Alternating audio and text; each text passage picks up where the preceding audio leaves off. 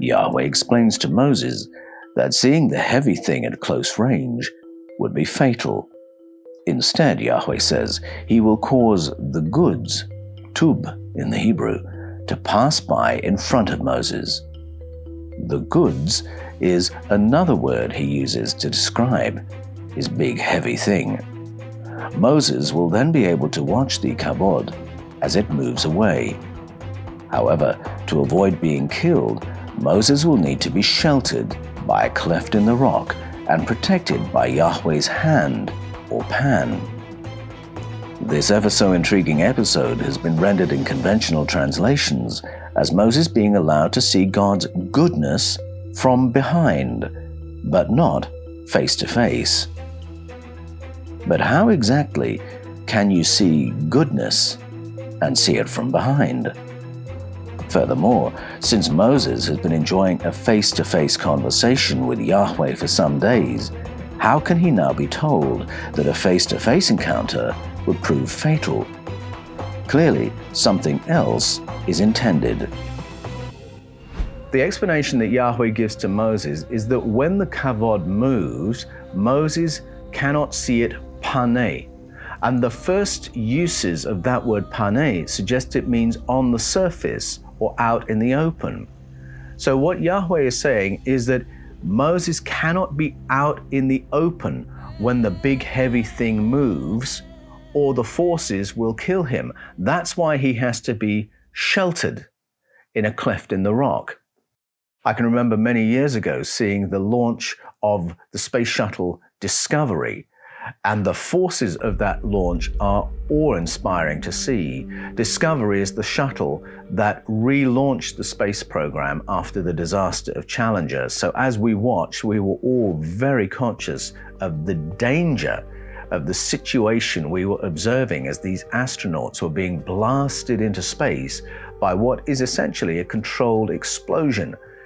And the forces of that explosion are so dangerous that the technicians closest to the launch, in operating the launch, are 3 miles away, sheltered behind reinforced concrete.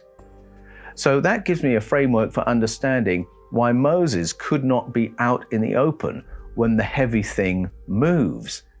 Now, the conventional translations have it that nobody can see Yahweh face to face and live, except for Moses, who can do that for several days, except for when he can't. And when he can't, then he's allowed to see God's goodness, but he can only see Yahweh's goodness from behind. Now, anyone coming across that translation knows that something is off, that really is not coherent. And translators in times past really puzzled over what to do with this text because I think they did not have a technological framework to bring to this story.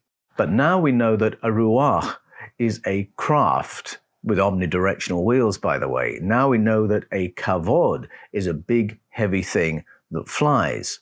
And now that we have a technological framework, we can understand this text differently. We now have language that previous generations of translators did not have. We have the language of spacecraft, we have the language of launches, we have the language of wormholes, so on and so forth. We have the language of astronauts.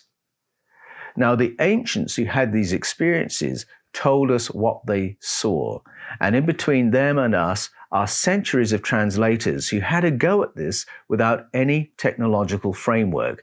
Today, we're able to look at these texts and understand what we are being told.